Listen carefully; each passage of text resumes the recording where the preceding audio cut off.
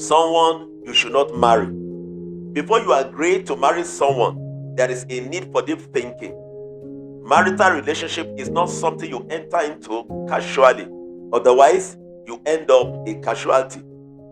Before agreeing to spend the rest of your life with someone, please consider the following people you should not marry. Number one, someone who does not share your core faith and values. Marriage is not just about emotional connection, it is a spiritual partnership. When two people do not agree on faith, moral convictions, and worldview, daily life becomes a battlefield of values. How to pray, how to raise children, and how to spend money, and how to handle crisis. The Bible warns that two cannot work together unless they agree. Amos chapter 3, verse 3. Love may overlook differences during courtship, but marriage forces alignment. A spiritually mismatched marriage often results in loneliness, compromise, and internal conflict, especially for the partner who values God deeply. Love without shared values leads to constant negotiation and silent frustration. Number two person you should not marry. Someone with poor character, regardless of charm. Character is who a person is when no one is watching. Many people are deceived by good looks, eloquence, confidence, or financial success. But marriage exposes character.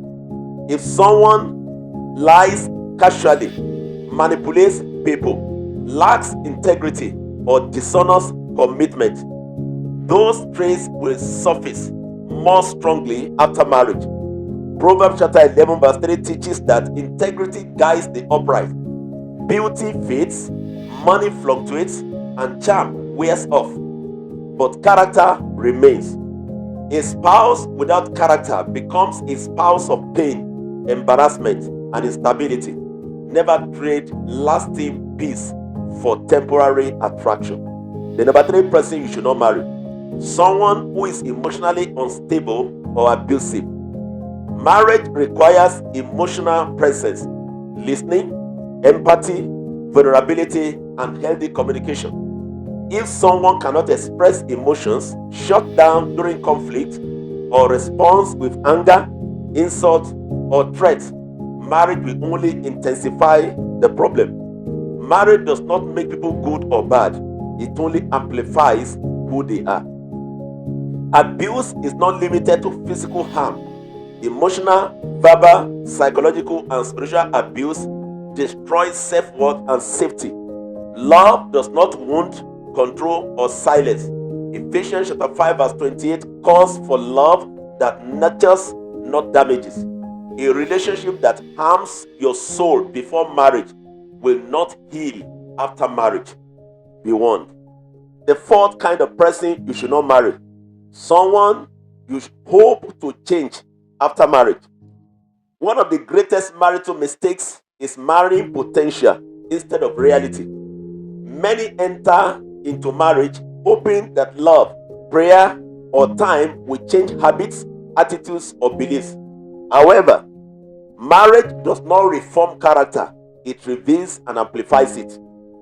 If you are already uncomfortable with their anger, irresponsibility, dishonesty, or spiritual apathy, marriage will not fix it. Change must be personal, voluntary, and evident before marriage. If you need a miracle for relationship to work, don't marry it. The number five kind of person you should not marry. Someone controlled by addictions or destructive habits. Addictions, whether to substances, pornography, gambling, and uncontrolled behavior, enslave not only the individual but anyone connected to them. Until such issues are acknowledged and responsibly addressed, marriage becomes a burden rather than a blessing.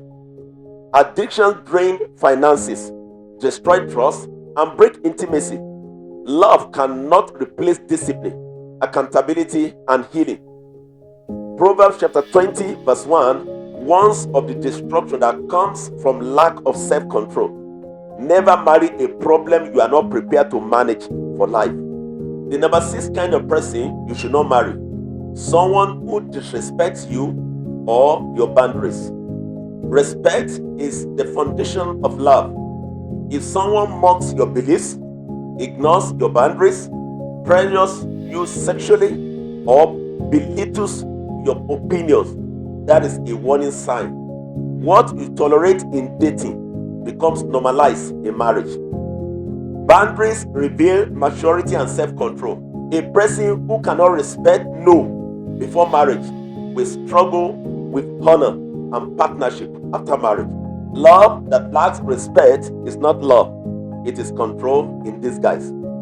The number 7 kind of person you should not marry: someone who avoids responsibility.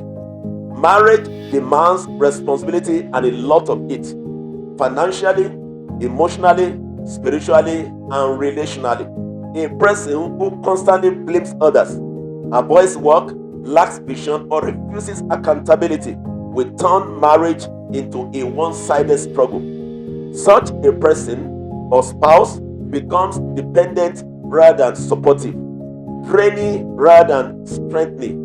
Proverbs chapter 24 verses 30 to 34 shows how negligence leads to ruin. Marriage is teamwork, not a burden-bearing arrangement. The number 8 kind of person you should not marry: someone you are marrying out of prayer, fear, or pity. Marrying because of age, family prayer, social expectations, fear of loneliness, or pity for someone else is dangerous. Prayer creates urgency, not wisdom. Fear clouds discernment. Pity cannot sustain commitment. Marriage entered into without peace often leads to regret. God's will is not rushed, forced, or fear driven. Isaiah chapter 32 verse 17 reminds us that righteousness brings peace and assurance. A peaceful wait is better than a prayered marriage. Therefore, do not marry to escape loneliness, to satisfy society, to prove a point, or to rescue someone. Marry with wisdom, clarity, peace, and conviction. It is better to wait long than to marry wrong.